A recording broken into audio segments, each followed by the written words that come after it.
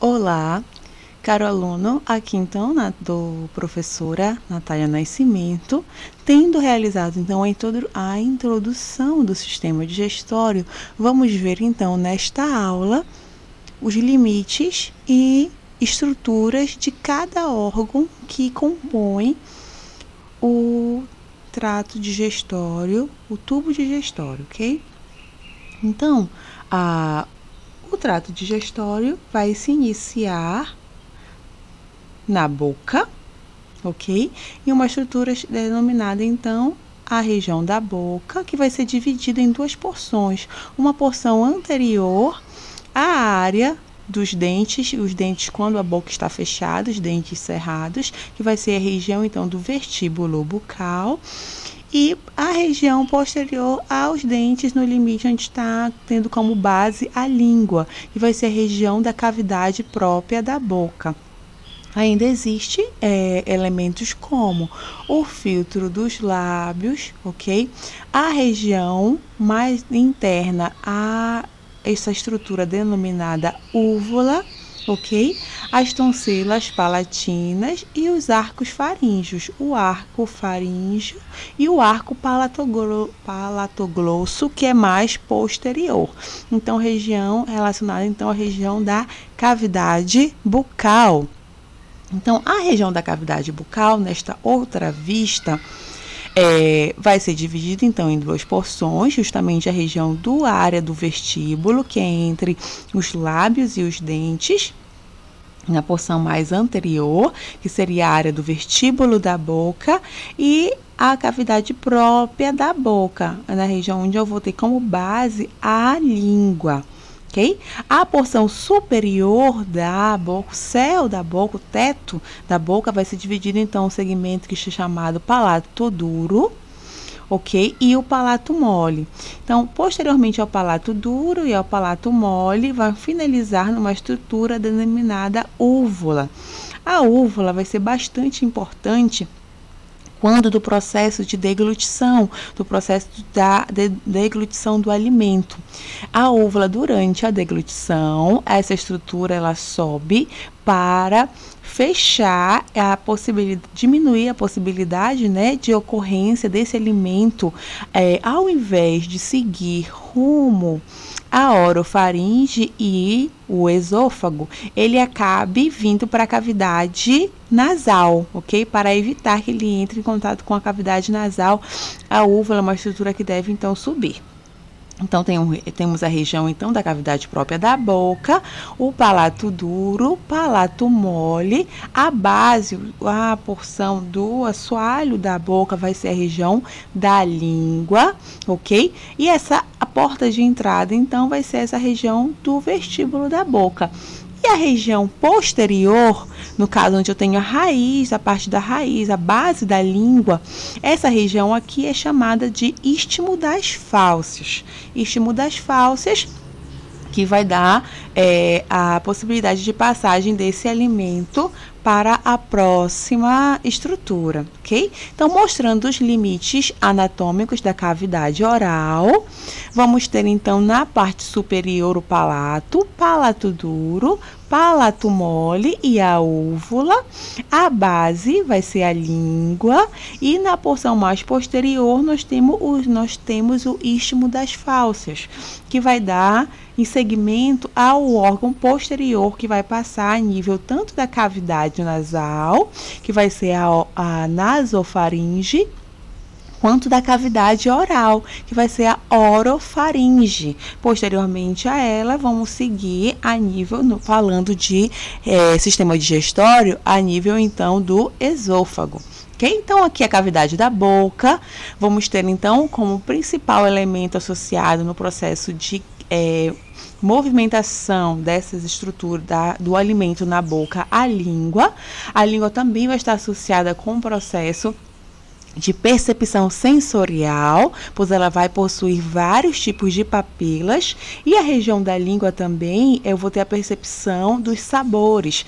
Então, a nível toda a língua vai possuir papilas associadas com a percepção, só que eu vou ter áreas na língua que conseguem gerar esse discernimento nessa percepção que vai ser enviada ao sistema nervoso central, dos sabores, que vão ser então a região mais anterior, a ponta da língua, na percepção do doce, a porção lateral mais anterior na percepção do salgado, lateral mais posterior dos alimentos mais ácidos e na base da língua o amargo, ok? Seria então a percepção dos sabores a nível da língua. Na porção aqui inferior, vai ocorrer a ocorrência do frênulo da língua, ok? Que é a porção, então, que ela vai ser conectada à porção da base, ok? A nível também da região da boca, vamos encontrar as primeiras glândulas anexas, no caso seriam as glândulas salivares. Eles são grupos de glândulas salivares que vão estar ocorrendo a nível da região da boca. Então, vamos ter as glândulas parótidas, que vão ser mais superiores e laterais, aqui mostrando as parótidas, ok? As submandibulares, esse segmento aqui, as glândulas submandibulares, especializadas na produção de saliva, e as glândulas sublinguais aqui localizadas. A saliva vai ser muito importante para a umidificação e lubrificação dos alimentos. Associado a isso, ela também vai ser importante na limpeza da boca e dos dentes, porque ela vai possuir um sistema tampão com um pH próximo de 7. Então, isso vai ser importante, no caso, para evitar a proliferação de micro-organismos, como, por exemplo, as bactérias que vão estar associadas com a cárie. Elas também, na saliva, vai ocorrer a formação e a liberação da pitialina ou amilase salivar, e vai ser já um tipo de enzima que vai gerar a quebra das moléculas de amido. Então, esse processo de quebra de moléculas e digestão vai ocorrer inicialmente na boca. No caso, os carboidratos são quebrados pela pitialina. Isso ela vai estar associada também a um controle do organismo, associado com o centro do centro nervoso, associado então ao controle de água, que no caso a boca seca vai demonstrar então um indicador de sede para o indivíduo. Na cavidade bucal, vamos encontrar também como anexo os dentes, que vão ser estruturas ou partes que vão compor, então, essa região da boca. Vamos encontrar a arcada dentária superior, associada à maxila, e a arcada dentária inferior, associada, então, à mandíbula. Então, em média, nas crianças, vai ocorrer em torno de 20 dentes, que são conhecidos como dentes descidos ou dentes de leite. Já no adulto, esses dentes eles são substituídos por um complemento total de em média de 32 dentes, tá? Então, esses dentes vão ser os 4 dentes mais anteriores, que são os incisivos, 2 pares de caninos, a porção dos pré-molares e o segmento dos molares, que vão ser, então, nos indivíduos adultos, a dentição permanente, ok? Aqui mostrando novamente os dentes primários ou dentição decídua, em torno até 2 anos, essa dentição está toda formada, e vamos ter posteriormente, a nível de 7 anos, essa troca vai começar, em torno de 7 aos 12 anos, eles já vão estar com toda essa dentição, com 12 anos esse indivíduo já vai estar com essa dentição permanente formada, que vai ser associada, aqui demonstrando na imagem, que seriam então os dentes permanentes aqui a gerar erupção, ok? Então, como tudo acontece, a gente já entendeu que essa digestão ela vai começar na boca por uma digestão que é química, associado lá à pitialina, que começa a gerar quebra do amido. Vai ocorrer também a quebra em partículas menores com o auxílio dos dentes e da mastigação, e o processo de umidificação do alimento pelo movimento da língua, associada com também a saliva, ok? Posteriormente a isso, vai ocorrer o envio desse alimento, que já vai ser chamado, então, de bolo alimentar, a nível, então, de orofaringe, ok? Que vai ser por meio do processo de deglutição. Então, essa digestão, ela vai começar na boca, por uma ação que é mecânica e química, que vai ocorrer, então, mastigação, trituração dos alimentos e o processo de salivação. Então, tem a formação desse bolo alimentar. Posteriormente a isso, vai ocorrer, então, a deglutição, que é um movimento consciente, onde onde a língua encaminha esse movimento ao longo da próxima estrutura. Então, esse bolo alimentar, ele é empurrado pela pela língua. A úvula, aquele elemento que a gente havia falado, que é o final, palato duro, palato mole, o sininho da boca, que é a úvula.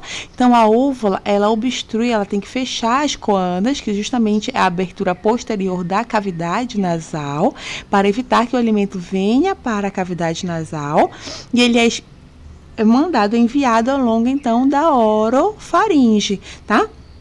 Um outro elemento importante vai ser, então, a cartilagem epiglote, tá? Que é a nível, então, da laringe. A cartilagem epiglote, ela precisa rebaixar para fechar a abertura, a glote, a abertura da região da laringe, e posteriormente aqui vamos ter traqueia, para evitar que esse alimento caia no sistema respiratório inferior, tá? Então, vai ocorrer o processo de deglutição, eu vou ter a úvula sobe, a epiglote precisa descer para esse alimento ser enviado a nível de esôfago, ok? Então, o processo de deglutição vão ter três porções, um estágio que ainda ele vai ser consciente, na qual a gente vai enviar a língua, empurra o alimento a nível da próxima estrutura, que vai ser a orofaringe. A úvula deve subir para evitar que esse alimento venha para a cavidade, possa ir para a cavidade nasal. Então, ele é enviado, e a epiglote, que é o segmento, uma lâmina epiglote, deve rebaixar para evitar que esse alimento venha para o trato respiratório. Então, a gente tem esse processamento, então esse alimento ele é empurrado a nível, então, de esôfago, ok? Então, a deglutição vai ter um elemento que vai ser uma porção faríngea, que é justamente quando ela passa posteriormente à faringe, e o segmento esofágico, onde por meio do movimento peristáltico, pelo peristaltismo, esse alimento vai percorrer, então, o músculo através do tubo esofágico até o próximo órgão. Ok? Então, mostrando aqui, cavidade própria da boca, a região do palato duro, palato mole e úvula, que é demonstrada, então, aqui na ponta da pinça. A região da úvula, tá? Então, o alimento deve, a partir da cavidade própria da boca, ele é empurrado pela língua a nível de orofaringe, ok? E ele deve seguir rumo ao esôfago. Então, esta região mais anterior, justamente aqui demonstrando a região da epiglote, a epiglote deve rebaixar para evitar que esse alimento venha a nível de laringe e traqueia. Então, ele vai ser enviado posteriormente a nível de esôfago, ok? Então, a faringe vai ser um tubo bastante curto, olha aqui, mostrando o segmento da orofaringe, aqui demonstrado, ok? Que vai ser importante para esse alimento deve vir da cavidade própria da região da boca, empurrado pela língua, deglutido, ele deve ser enviado, então, rumo ao esôfago. Então, o segmento de orofaringe é que vai estar associado com uma pequena passagem, uma rápida passagem do alimento por essa região. Já o esôfago é o órgão contínuo à laringofaringe de vista posterior, como você pode ver aqui demonstrado. Então, ele é um tubo muscular em torno de até 25 centímetros de comprimento, de musculatura lisa. Então, ele se estende desde a faringe, essa porção mais superior, e a finalização dele se dá a nível do estômago, pelo esfíncter esofágico, o último esfíncter esofágico e o primeiro esfíncter da cárdia, que vai ser o esfíncter mais superior a nível do estômago, ok? Então, ele vai ter uma porção que é cervical, ainda superior, uma porção torácica, na qual ele atravessa o tórax até o segmento abdominal, onde por meio do hiato esofágico, que vai ser uma perfuração, de uma abertura para a passagem do esôfago a nível aqui da musculatura, mostrando aqui o músculo, aqui ó, demonstrando, tá? Mostrando anteriormente eu vou ter a região da traqueia, então a traqueia ela é anterior ao esôfago, então o esôfago é posterior à traqueia, ok? E ele vai a nível do músculo diafragma, como vocês podem observar, eu tenho uma região que ele vai ser uma abertura no músculo diafragma para a passagem do esôfago, que é denominada hiato esofágico, e posteriormente a isso, esse esôfago vai desembocar, então, no próximo órgão, que vai ser, então, o estômago, ok? Então, o esôfago perfura o diafragma justamente numa abertura denominada hiato esofágico, ok? E para chegar, então, no primeiro segmento do estômago, que seria a região da cárdia, ok? Então, vai ter o esfíncter esofágico, o último esfíncter esofágico e o esfíncter ou esfíncter cárdio, que é o esfíncter, então, do estômago, onde vai estar chegando, então, esse bolo alimentar. Ok? Então, mostrando, ele vai ter cerca de 25 centímetros. O limite superior dele vai ser próximo, então, à orofaringe. O limite inferior vai ser o segmento que ele entra em contato com o estômago. Ok? Para ocorrer, então, ele vai ser responsável pelo transporte do bolo alimentar. Que aqui vamos começar a falar, então, de estômago e intestinos. Então, o estômago vai ser um órgão intraperitoneal, então ele é recoberto por peritônio, que vai ser uma camada, o peritônio, aqui mostrando na imagem. Vai ser, então, uma estrutura rica em gordura, de células de gordura, responsável, então, pela proteção e fixação dos órgãos na cavidade abdominal, dentre uma das suas funções, ok? A função do peritônio. Então, o estômago é um órgão em formato de J, que vai variar de tamanho de indivíduo para indivíduo. Ele vai possuir, então, uma curvatura menor, como vocês podem ver, curvatura menor do estômago, em torno de 10 centímetros, e a curvatura maior do estômago, em torno de 40 centímetros. O estômago é um órgão, então, localizado abaixo da região torácica, na porção mais superior à direita. Desculpe, à esquerda. Mostrando aqui, ó, tá? Então, o estômago vai estar ocupando a região do hipocôndrio esquerdo, ok? Porção mais superior do hipocôndrio esquerdo, a porção dele mais do corpo e do fundo, e também uma porção da região umbilical, tá? Com relação à sua localização. Funções principais: secreção do suco gástrico, o suco enzimático rico em enzimas ácidas, e também a função como quebra mecânica dos alimentos e digestão química. Que então, no nível do estômago, vai estar ocorrendo o processo de digestão. Esse estômago vai ser dividido em porções, como poderemos observar. Então, a porção mais superior, em contato com o esôfago, vai ser o ortiocárdio, que é o local justamente de abertura e recebimento desse material, desse bolo alimentar. Região do ortiocárdio. O primeiro segmento do estômago é a região da cárdia, que recebe esse nome pela proximidade com a região com o coração, seria o segmento da cárdia. O segmento mais posterior, mais superior, que vai ser chamado então de fundo, que é o local que ele vai receber a maior parte do alimento, ele vai guardar a maior parte do alimento no processo de digestão, a região do fundo, mais superior. Aqui abaixo a região do corpo, o corpo do estômago, ok? E segmento mais curto aqui seria a região do antro, tá? Já na finalização do órgão, nessa porção mais abaixo aqui do J.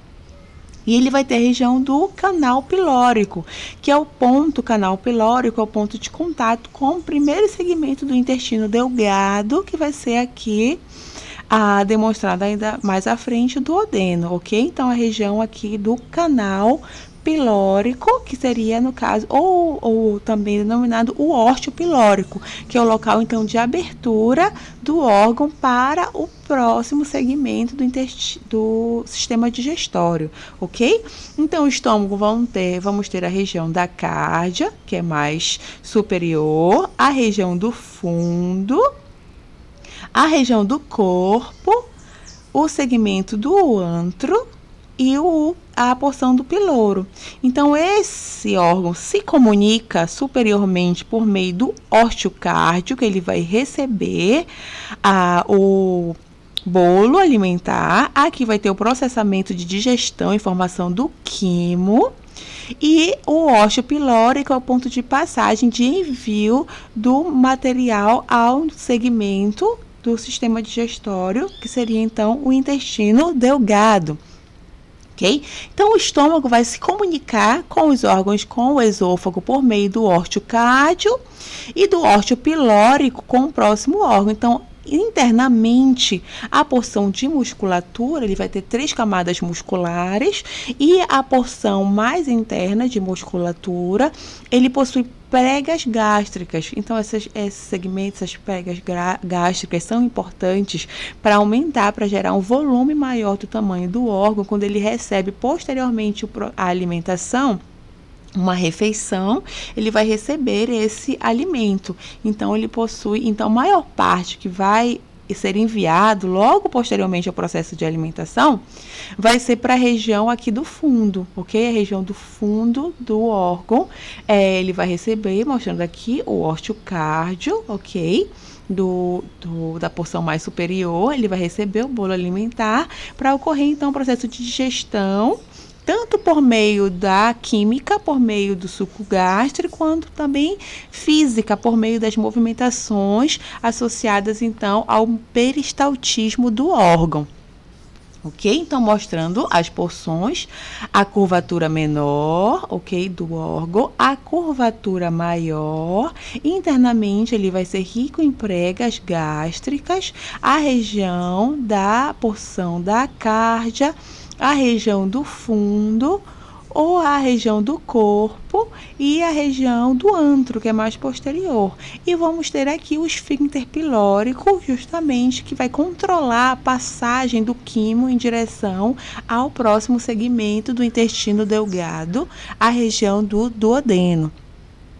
Com relação à anatomia de superfície, mostrando a localização anatômica do órgão e as regiões. Nesta imagem, podemos ver mais especificamente a região das pregas gástricas, que vão ser importantes para gerar o processo de movimentação, tá ok? E o processo de digestão, onde esse alimento vai ficar armazenado para ocorrer a digestão, ok?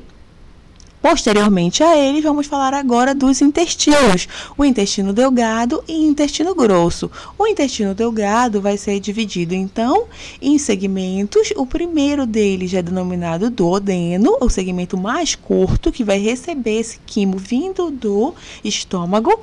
E vai ter o segmento de jejino-ilho, onde vai propriamente acontecer o processo de absorção dos nutrientes.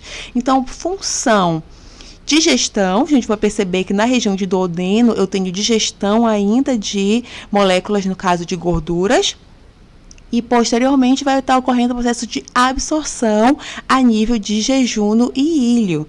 Vamos falar também do intestino grosso, que vai ser então a porção do segmento, que vão ser divididos em porções como cólons e a porção do reto e canal anal, que vamos falar ao nível da aula. E como principais funções de intestino grosso vai ser o processo de absorção de água e sais minerais e o processo de formação do bolo fecal para eliminação por meio das fezes.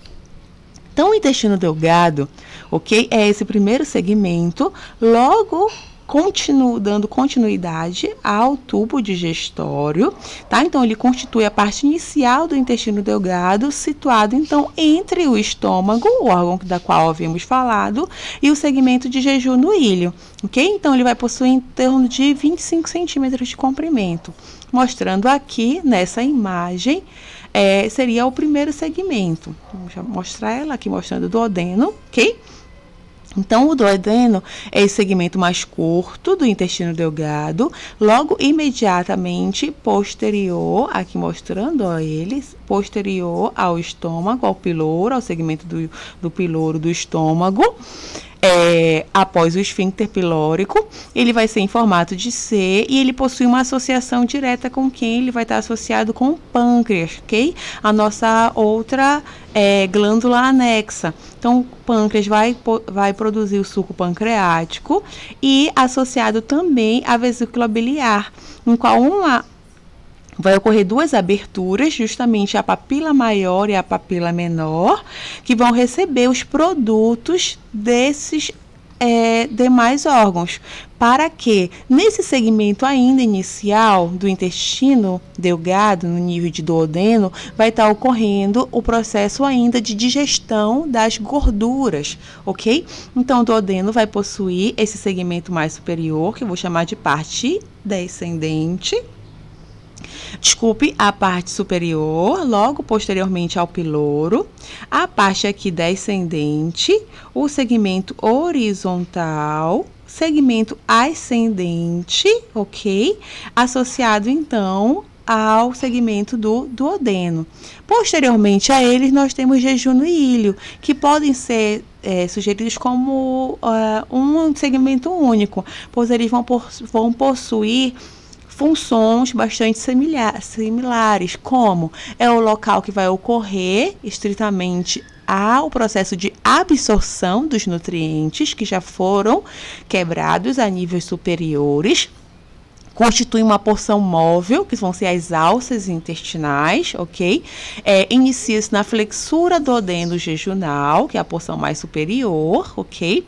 E ele vai se abrir a nível do intestino grosso a partir do ósseo iliocecal, que no qual o material que não foi absorvido deve ser enviado ao intestino grosso. Juntos, o jejum no ilho vai ser um segmento bastante longo, que se ele fosse destendido, ele poderia chegar de 6 a 7 metros de comprimento. No caso, essas alças intestinais, que vão estar fixas à porção abdominal, ok?